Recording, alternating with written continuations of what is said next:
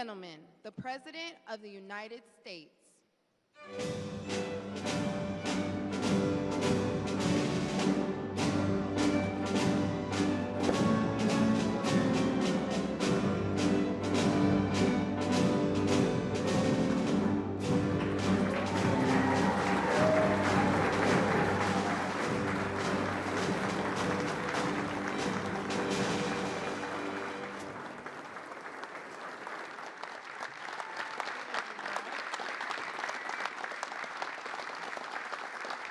Thank you. Thank you very much. Thank you. That's a good-looking group behind me. This group isn't too bad either. Very nice. Nice to be with you. Beautiful, right? Beautiful. Thank you very much. And thank you all for being here to support one of the most important pieces of legislation in the history of our country. And that's everybody saying that, virtually everybody. The one big, beautiful bill to secure our borders, turbocharge our economy, and bring back the American dream. That's what's happening, too. It's met with tremendous approval and reception. And when we were thinking about doing it, we were going to break it down into 3, 4, 5, 6, or even 7 bills. And I said, let's make it one big, beautiful bill, Mike, right?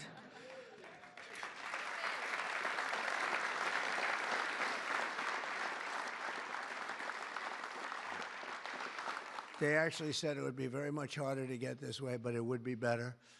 And the truth is, I think it worked out well because there's something for everybody, and I think in many ways much better. We're delighted to be joined by Secretaries Marco Rubio, Scott Bessent, Pete Hegseth, Doug Burgum, Doug Collins, Sean Duffy, Howard Lutnick, Linda McMahon, Brooke Rollins, Scott Turner, Chris Wright. Wow, that's a hell of a group. I think that's the biggest group of cabinet members. That's the biggest group of cabinet, and we're not finished yet because we have our great Attorney General Pam Bondi here. U.S. Trade Representative, and he's working around 24 hours. We have them one after another. Countries come. Everybody wants to be with us because we have the hottest country in the world. A year ago, we had a disaster on our hand. We had the coldest country, I think, by far. And now we have the hottest. The King of Saudi Arabia, when I was there, we brought back $5.1 trillion between Qatar, Saudi Arabia, and UAE. And all three said, great leaders, they all said to me the same thing. You know, it's amazing. In 4 months at that time, now it's getting to be close to 6. But in 4 months, they said, you have the hottest country anywhere in the world. It's not even close. And they thought we were dead a year before that. They said, I thought you were dead. The country was dead. And it was pretty close to it. But we have the hottest country in the world, so it's great. And Trade Representative Jamieson Greer is very busy because, where are you, Jamieson? Everybody wants to make a deal and have a part of it, right? I know you and Howard and Scott are working overtime, making deals with other countries. Remember a few months ago, the press was saying, do you really have anybody of any interest? Well, we just signed with China yesterday, right? Just signed with China. We have everybody. We're not going to make deals with everybody. Some we're just going to send them a letter, say, thank you very much. You're going to pay 25, 35, 45%. That's the easy way to do it. And my people don't want to do it that way. They want to do some of it, but they want to make more deals than I would do. But we're having some great deals. We have one coming up, maybe with India, very big one, where we're going to open up India. In the China deal, we're starting to open up China, things that never really could have happened. And the relationship with every country has been very good. And we also have OMB Director, who's very busy also, Russ Vogt. Thank you. Thank you, Russ.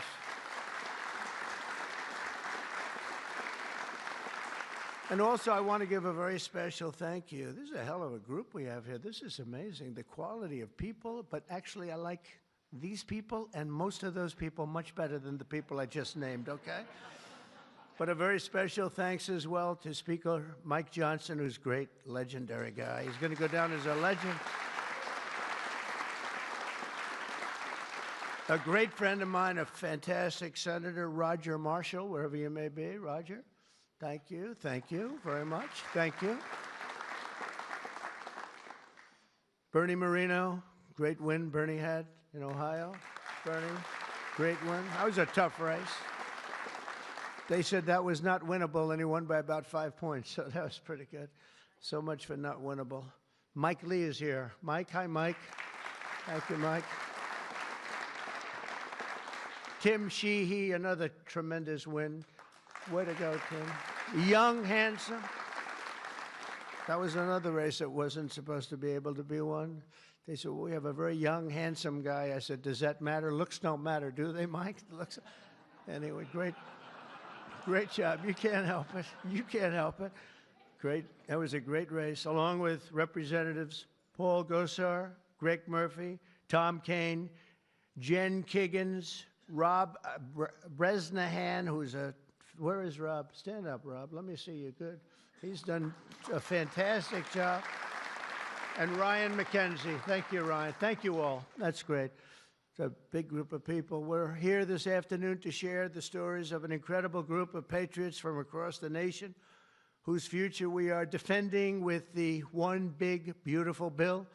This is the ultimate codification of our agenda to, very simply, a phrase that's been used pretty well by me over the last 10 years, but maybe even before that, make America great again. Very simple, make America great again. When Joe Biden used to get up and say, we will stop this horrible MAGA. We're going to stop MAGA. We're going to fight it. We're going to, I said, Joe, loosen up. It's called Make America Great Again. It's okay. Remember that he got up so angry. He was so angry. He said, make America great again. But we'll deliver a record tax cut, a record spending cut, a record investment in border security. We've done so well on the border. You know, last month, we had 0 people that crossed the border. 0.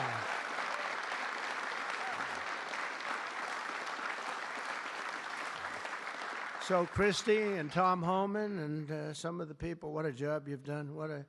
But, you know, people forget about that. They don't care. The border's been fixed. I wanted to talk about the border 2 days ago at a big group. Sir, they don't want to hear about the border. Why? It's fixed. You know, it's the second time it happened to me. In 2016, I won on the border. I fixed it in about 3 months. It was beautiful. And they wouldn't let me talk about the border. Sir, nobody wants to hear about the border. But we're going to talk about it anyway. Right, Tom Homan? We're talking about it anyway.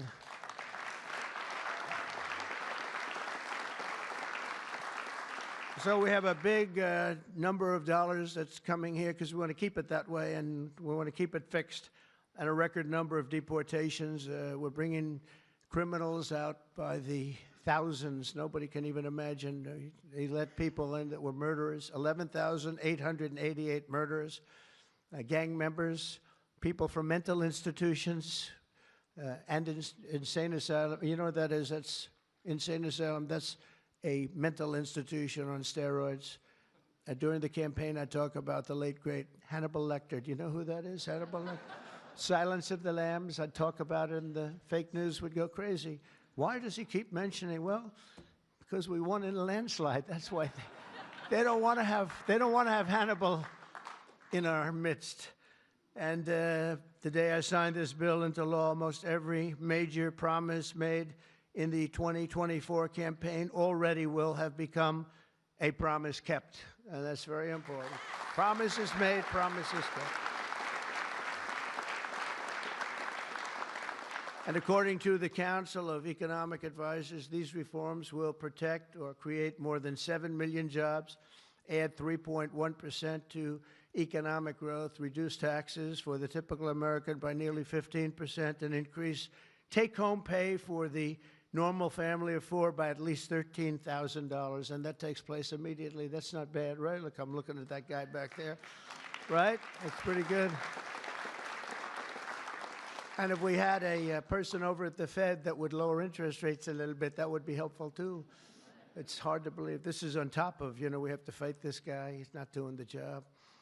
Each point that he keeps it up is the equivalent of $300 billion. $300 billion.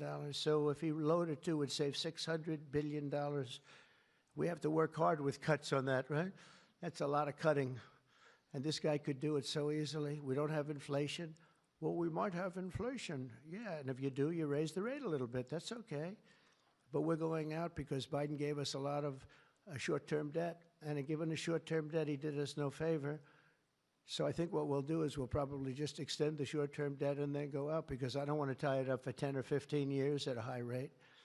But every point is it's really more, is 300 billion. So if we got it down to 1%, we're talking about almost $1 trillion in saving just with the stroke of a pen. No work, no missing anything, just like an accounting situation. Oh, Doug Collins, I just see Doug. Did I mention you, Doug? I don't think so. I'm glad I saw you.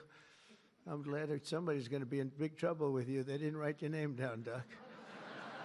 Somebody's in, I got you. So we think of that, though. We save, and all you have to do, it's so simple. I'm explaining to this guy, and Biden extended him. That wasn't good. I'm explaining to him, you can do so much for our country. You could save $1 trillion just with a stroke of a pen. Just the utterance of a sentence that we're going to be cutting. It's a shame. It's a shame. We're one of the highest. We should be the lowest. You know, with the United States of America, we'd have money coming in like at levels that they have never seen. I got a call the other day from the people in Congress because we're doing our bill. I didn't even tell you this, Mike, and they called. They said, there's something wrong with the numbers, sir. I said, what's wrong? I don't know. They're not balancing out. There's something really wrong. I said, is that a good thing or a bad thing? Well, we don't know. I said, what's the problem? We're taking in much more money than we have scheduled. I said, so far that sounds good. They said, how much is it? About $80 billion. I said, do me a favor, check the tariff line. They called me back an hour later. Sir, we've taken in $88 billion in tariffs. Isn't that a beautiful thing? 88 billion. I thought I'd tell these little stories. Go off script and tell these little stories, Scott, right? Because it does make it a little more interesting. Although my speechwriters have just gotten every award in the book. Vince, where are you, Vince? Good. Where are we? Where's Ross? He's gotten all these awards, and I'm going off the record all the time. Where is he? He didn't show up to the speech. He wrote the speech. He didn't show. Well, that means he has confidence in me.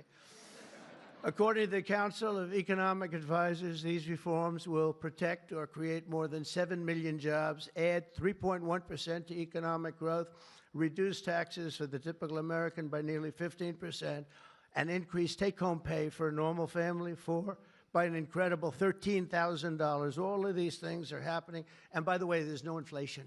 All of the numbers I gave you, all of the money that's coming in, and maybe more importantly than the billions of dollars we're taking in with tariffs, is the fact that we've got hundreds of plants going up all over the United States that never would have been here. I was with Howard and Scott and Texas Instruments the other day, and the head of Texas Instruments, they're going to spend $60 billion in the United States. And he said, sir, please don't do it to me. And I looked at him. I knew exactly what he meant. He said, you mean tariffs, right? He said, that's right. If you ever get rid of those tariffs, you've cost me a fortune. They're all coming in because they don't want to pay the tariffs, and they're coming in at levels. And it only works for the United States because it doesn't work for other countries, but it works for us. We have a record investment. We have records and everything. And when these places open up, that's bigger than the $15 trillion that I'm talking about. You know, you don't see it right away. But bigger is the fact that they're all coming in, they're building their factories, the AI factories and the auto plants. We have auto plants that are closing up in other countries. I don't want to specifically name the countries, but you know who they are. And they're coming into the U.S. and they're opening up and building like nobody's ever seen anything like it. I don't call it a miracle. I call it, this should have been done 40 years ago. We would have never lost our auto. We lost 50% of our auto industry to China, Mexico, Canada, and various other countries. Should have never happened if you had a president that said, we're going to charge you tariffs. You're not going to build next to us. Send it in and take away our jobs. If you would have said 25, 50, or 100% tariff, not one company would have left. But they weren't business people. They were politicians, not very good ones, and some good ones, but some really not good at anything, to be honest with you. We're going to stop the largest tax hike, and we're going to do that in history. This would be, if the bill doesn't pass, there'll be a 68% tax increase. Think of that, 68%. which would be the largest in history by about 40 points. And we'll make the Trump tax cuts permanent, expand the child tax credit, and we will deliver no tax on tips, no tax on overtime, and no tax on Social Security for our great seniors.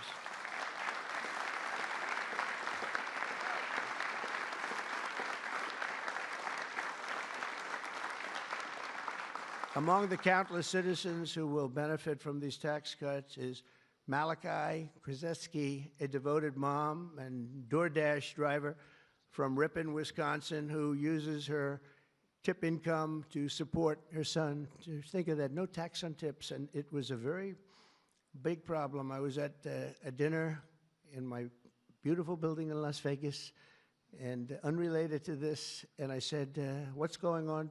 I will never say good-looking waitress because looks don't matter anymore, you know, in our modern society. She happened to be beautiful, but I won't say that. I won't mention that. But nevertheless, a waitress came over, and I said, how are you doing? She said, not good, sir. Why? The government is killing me on tips. And she looked at me, she said, sir, there should be no tax on tips. I said, say it again. There should be no tax on tips. I said, that's the coolest thing I've ever heard. I walked outside. The press was there, as always, waiting for something bad to happen, hundreds of them. I said, ladies and gentlemen, please announce tonight there will be no tax on tips. And a legend was made. We won Nevada by so much. Republicans don't win Nevada. We won Nevada. So I want to thank that young, beautiful waitress. Thank you very much.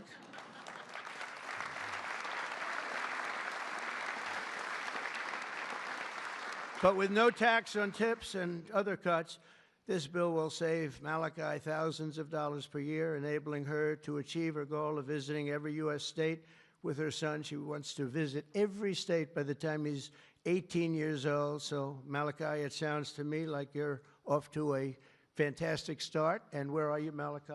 Where are you? Congratulations. Great. That's good. Thank you. Also with us today is Luke Wilson, a 23-year-old electoral lineman. He loves being an electrician, but in this case, the lineman. And these are guys that take big risk, and it's hard stuff. But if you know what you're doing, it's fine. He's from Harmony, Pennsylvania, as well as Dee Sova, a truck driver from Springfield, Missouri, where, by the way, our beautiful planes landed, our B-2s. They landed after 36 hours of flying. Great going, Pete. And they hit the target.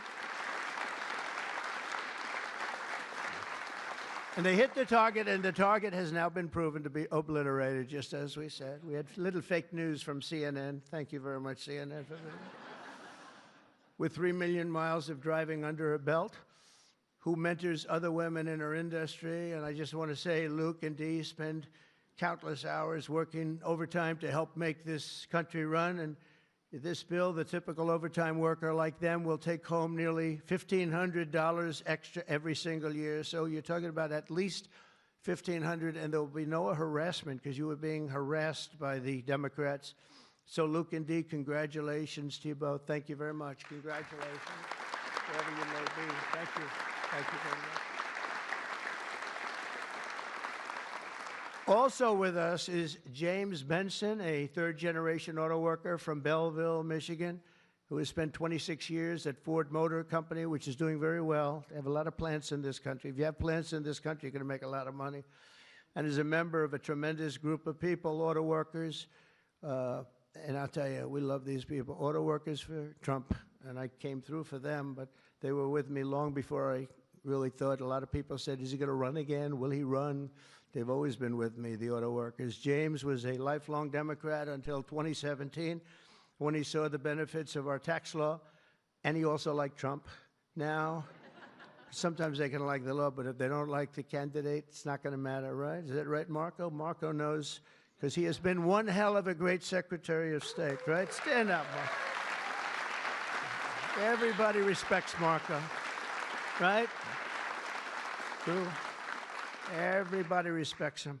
Now we're delivering an even bigger win for the auto workers by making interest on car payments fully tax deductible. You know, that's something only rich people seem to have gotten. I said, you know, and that was my idea. It's pretty simple. But I said, you know, the rich people, they always looking for deductions. We want deductions. Linda, did I say, will you please stand up? Linda McMahon. So great. How much is Harvard going to be charged? How much are you asking for Harvard? Because they really have violated a lot of different caveats, haven't they? Huh? A lot, like a lot.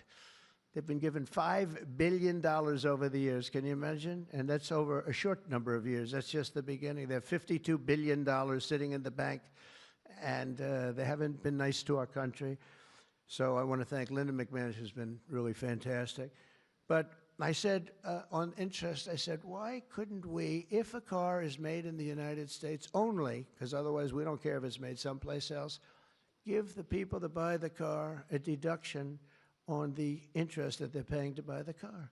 And people said, what a great idea. It's so simple. It's like the paperclip. Somebody came up with the idea of a paperclip many years ago, 1817, and he became a very rich person. And everybody looked at it and said, why the hell didn't I think of that? But it's like the paperclip, but only if the car is made in America. Remember that, James. We're going to keep those Michigan auto factories roaring. And as you know, we won Michigan by a lot, Susie, right? We won Michigan by a big margin, and something that typically is not easy, but I think we've won it. I actually think we've won it 3 times in a row. So it's been a great state, but a big factor with the auto workers. They went with us very big, and I love them. The One Big Beautiful Bill will also be an incredible victory for American farmers, another group that we did great with, especially family farmers like James Cullifer of Virginia Beach. Our bill will provide 100% expensing so they can buy a new farm equipment. And by the way, the expensing is good for everybody, not just farmers. And it'll virtually eliminate the so-called estate tax or the death tax. So you have a farm, you leave it to your children. If you like the children, you leave it. If you don't worry about the details. No, some people don't want to leave them. They don't like their kids, you know? Anybody in here not liking their children, farmers? But if you like your kids, you want to leave it. And a lot of times what was happening before I got there, because I put this in the first tax bill, as you know, but people would die, they'd leave their farm. There was no cash, but there was value to the farm, sometimes good value. It's called real estate rich and cash poor. And the kids had no money, and they'd be foreclosed out by a bank. They'd borrow money to pay the estate tax. You don't have to pay estate tax anymore. That's pretty big stuff. So for the farmers and for others in small business, it's great. But James's family has been working in the land for generations, and with this bill, we will ensure that family farms like his can stay in the family for many generations to come. Where's James? James, you around? Where's James? Yeah.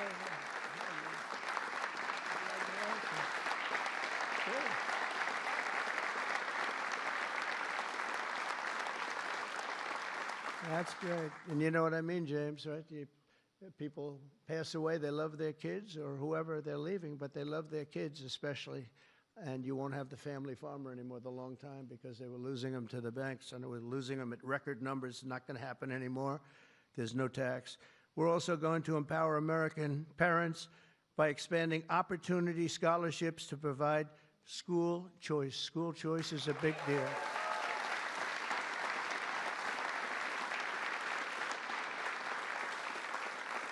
And we just got school working with the governor of Texas, as you know, Greg Abbott.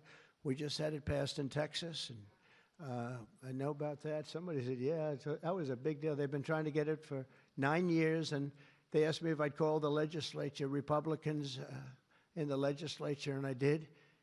And I gave them a pep talk, and everybody voted for it. First time, they were shocked, but they never asked me to call them before. This was the first time, and they got it passed, right, Susie? It was amazing. And it was something that Dan and Greg and everybody, they really wanted it. And Ted Cruz wanted it badly. They all wanted it, so we got it in Texas. But you're going to have it. More and more people are talking about school choice. Good thing.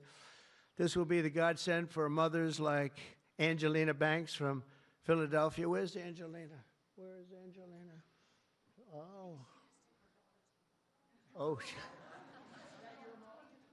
Oh.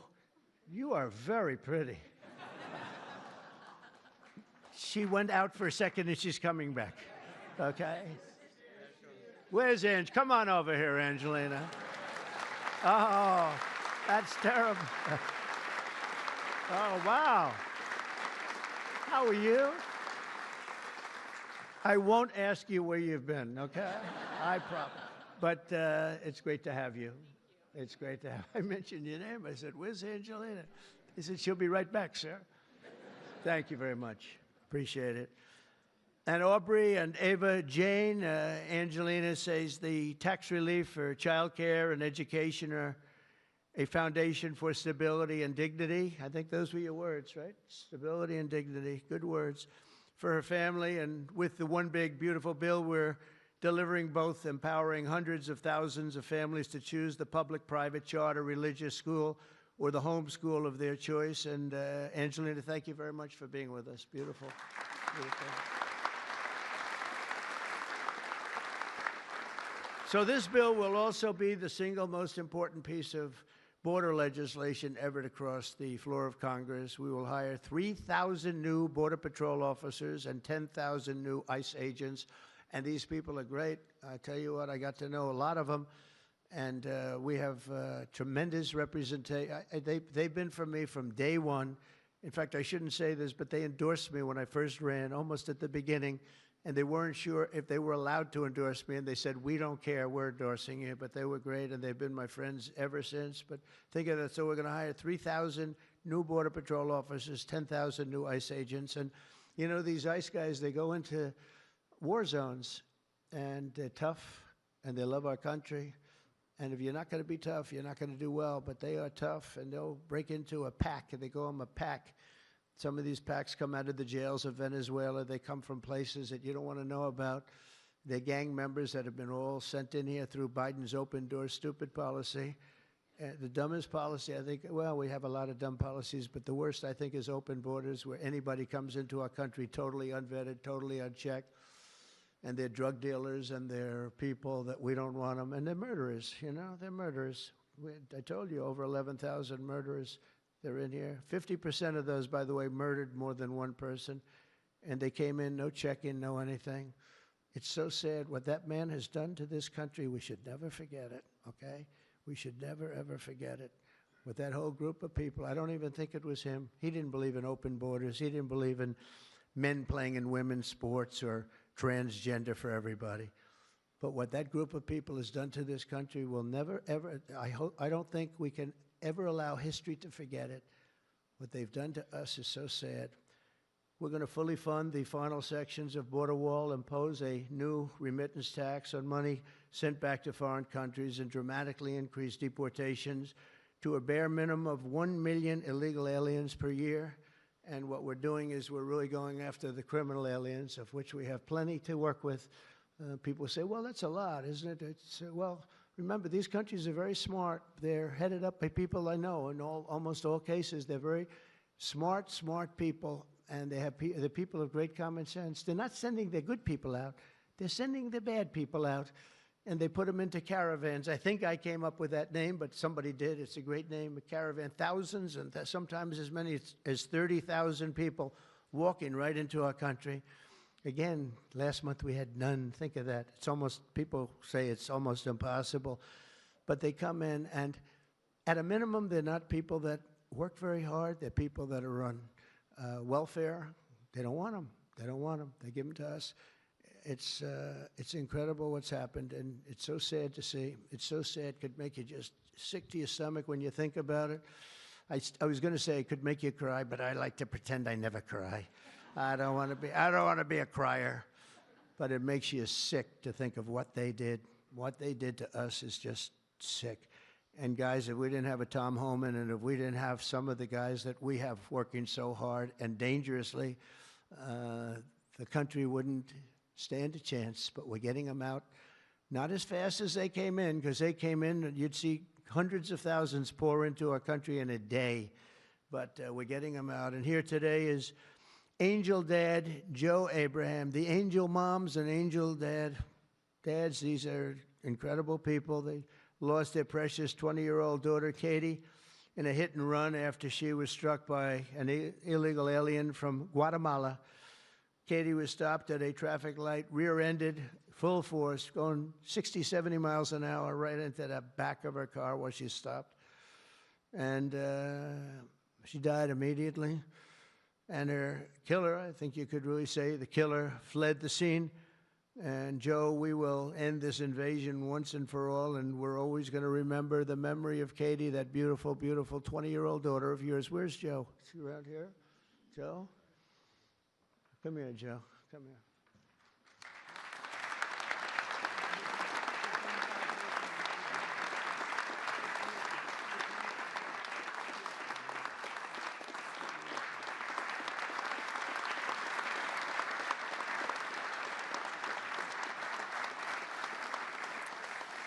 Ah, boy, oh, boy, oh, boy. Thank you, Joe, very much. Also with us is Sarah Stewart from Kerrville, Texas, who lost her brother to the fentanyl epidemic that has inundated her small town. Our bill provides billions and billions of dollars to stop fentanyl and other illicit narcotics. We're also charging other countries like Mexico, Canada, and China billions of dollars in taxes that we put on because they've allowed people that are selling fentanyl to go through their countries, or in the case of China, they send it here, and paying a lot of money at least, but would rather stop it. I think we're doing a big job of that, but would rather stop it. And other illicit narcotics pouring across the border and stealing more American lives. And thank you. Sarah will not rest until that fight is done. We're going to get that fight done. Sarah Stewart is where? Sarah? Hi, Sarah. Beautiful. Thank you. Good guy, huh? Yeah. I can see that. I also want to thank the president of the National Border Patrol. His name is Paul Perez. He's been with me from the beginning. And Brandon before him. These are great people. I've gotten very friendly with some of these people from Border Patrol and ICE because I'd call them once every 2 or 3 days. How we doing? How we doing? How we doing? If you remember, Kamala was the border czar. And in 4 years, she never made one call to Paul or Brandon or anybody else. And I'd like to have Paul come up, say a couple of words. If you're here, Paul. Where are you, Paul? Oh, there you are. Go ahead, Paul. President Trump made promises that he's kept. Now it's time for Congress to back him up. We need to end the chaotic and recklessness that Biden allowed into this country. The millions of people that are out there, we're going to get with this big, beautiful bill. We've got the funding, we've got the technology, we need everything in that bill to get it done so that no more families are victimized. And those that have victimized families, we can go get them out with ICE. Our officers and agents are not afraid. We're ready to take this fight to them, and we've been so because of President Trump's leadership. Thank you, sir.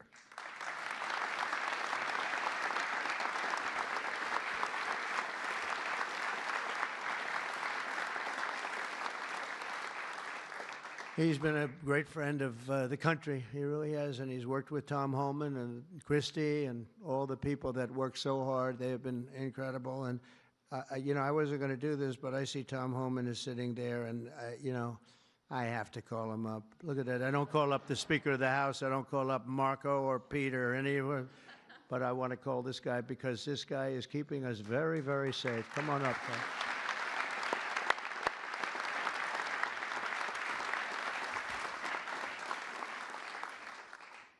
Well, look, I think this issue of the big, beautiful bill should be nonpartisan.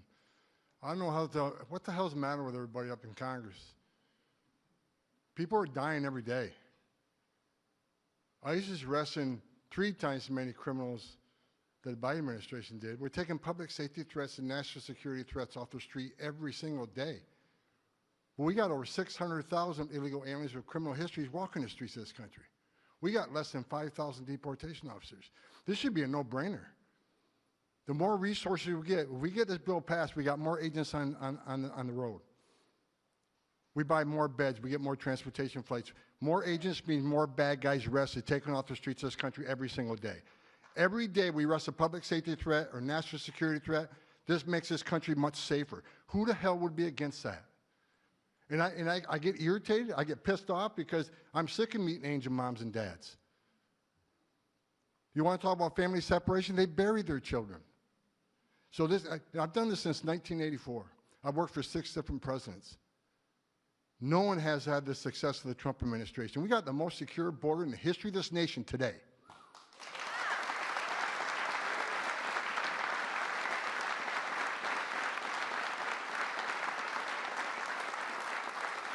But we need more border wall. Border walls save lives. Women and children can't get over that wall, which means they go to a place where there's not a wall. And what's waiting on them? The men and women of the Border Patrol who take care of the humanitarian needs and save their lives. We already got fentanyl seizures down half. Fentanyl seizures should be 100%. We should have zero fentanyl coming to this country. We need money to help secure that border at a higher level. Stop the fentanyl from coming in. Stop the sex trafficking of women and children. Stop the known inspected terrorists coming across that border. Right now, I was looking at the stats today. ICE is arresting a record number of known suspected terrorists in this country, along with the FBI. With more money, we can arrest more of these people, make this country safer. This is a nonpartisan issue. Let's make this country safe again. So the Democrats and the Republicans and the Independents, I don't care who you're from, pass the bill so we make this country safe, so we can stop the violence against ICE officers. Let's make this country safe again, and without that bill, it's going to be a hard road. We got a lot of people to look for, a lot of people to arrest, a lot of national security threats we know are in this country. We need to find them. We need more money to do that. We need more agents to do that. For God's sake, let's pass this bill and get this done.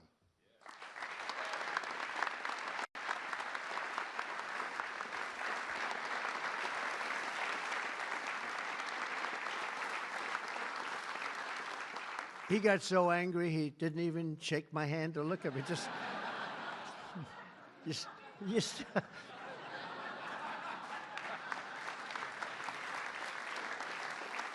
But he's right. He's right. And we have no money for the border if we don't pass this bill. We have virtually nothing. And so we're going to get it done for you, Tom, and for all of the people that have worked with you. It's been amazing, the job you've done. And just in finishing, look, this is the largest tax cut in the history of our country. They want to give you, the Democrats want to give you the biggest tax increase in the history of our country. They have things, whether it's border or economic development or no tax on tips and Social Security and no tax on overtime and all these different things. There are hundreds of things here. It's so good. And we're going to also cut costs. We're cutting $1.7 trillion in this bill, and you're not going to feel any of it. And your Medicaid is left alone. It's left the same. Your Medicare and your Social Security are strengthened. We're not cutting. The Democrats are going to destroy all three of them because it's not sustainable. They'll end up cutting your Medicare, Medicaid in half. So we're going to do a real job. It's so important. So if you can, call your senators, call your congressmen. We have to get the vote. I want to thank you. You have been unbelievable, Mr. Speaker. You have worked round the clock for months,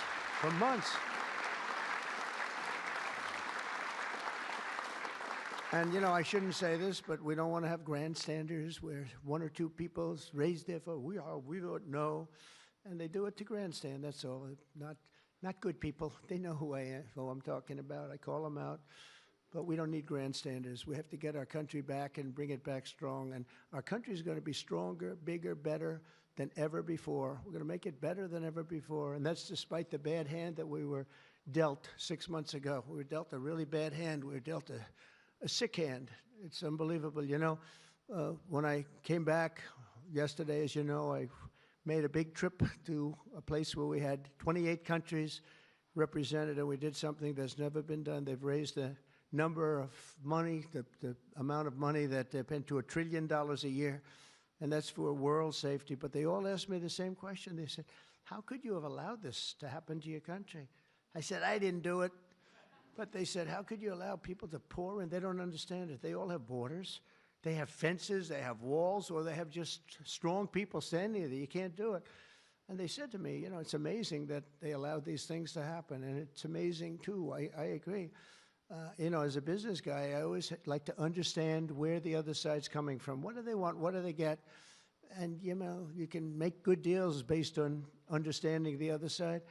I never understood the other side in this case. Why would they allow people to pour into our country unchecked? You know, I can see people wanting people to come in, and you let them come in. You have a vetting process. You let good people. We're letting a lot of good people in, but they're coming in legally. But why would you allow people to come in that you can look at them and say, big trouble, big trouble? Why would you do it? It's nobody understands. And A lot of people say voting, but, you know, we've got to strengthen up our elections because the voting is crooked as hell. Got to strengthen it up. But it's not that. It's either they're stupid and they're not stupid, or they hate our country.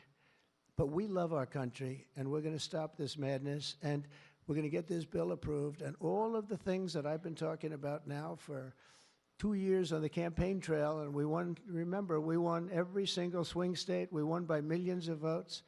We won everything. We won every, it was a landslide. We won something that nobody talks about, districts. You have thousands of districts. We won 2,750 to 505. Think of that. That's why when you see a map, the whole map is red. That stands for Republican, by the way, because it stands for a lot of other things too, but it stands for Republican with a little piece of blue on each side. But that's why, think of that, 2,750 districts to 505 districts. That's what, this was a slaughter, but it gave us a mandate to do some great things. And I want to thank John Thune, and I want to thank the speaker, and I want to thank Marco and everybody here, everybody here. They have been so incredible. Pam, you've been unbelievable as the Attorney General. We appreciate it. Not easy, not easy. And we're coming back faster than anybody ever thought possible. I told you what they said to me on just trips by very smart people. But we're going to make this, we're going to do this very quickly. It's happening a lot faster than even I thought possible. And we're going to be celebrating very quickly, and we're going to be celebrating for a long time because we're turning our country around. We're getting our country back. And we're ruling with common sense, you know, whether you're conservative or liberal or, as they like to say, progressive. They don't like the word liberal anymore. Progressive, I think it's a beautiful word, too. That's why I call them liberal. It's too nice a word. I don't know how you can be progressive when you're turning the country backwards. But no matter what you are, it's all about common sense. And I think that's the way I've ruled. I do what's right. I want to have borders. I don't want to have transgender for anybody that happens to leave the house at a young age, the things they do. I don't want to have men playing in women's sports. That's got to be, you know, they say it's an 80-20. I think it's a 97-3 issue. It's so ridiculous. It's so ridiculous.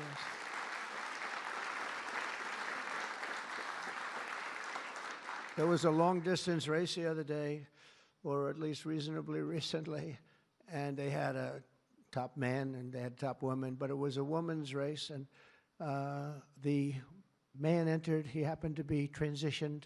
Isn't that lovely? And he entered the race, and he beat the champion woman by 5 hours and 14 seconds. 5 hours, that's a lot. Think of it, you're waiting 5 hours for your beautiful daughter to come in. Come on, baby, let's go. You can do it. He won by 5 hours and 14 seconds. It is crazy, and it's so demeaning, and they don't want to change. I see it the other day. Guys like Schumer, our great Palestinian senator, this guy, no, he's changed. He used to like Jewish people. Now he's totally against Jewish people. It's the most incredible transformation I think I've ever seen. But who would allow this to happen? In other sports, the same thing. Try the weightlifting numbers someday. You want to see some big differences.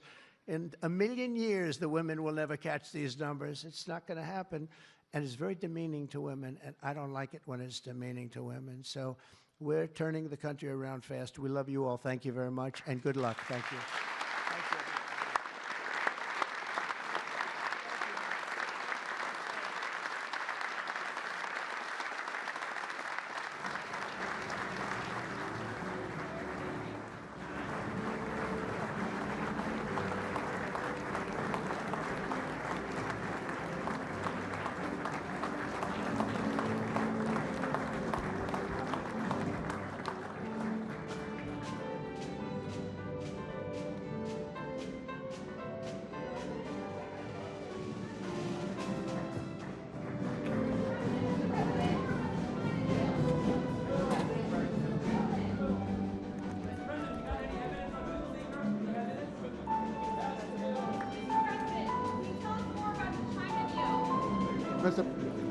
Mr. President, can Congress finish this by July 4th? We hope so. Mr. President,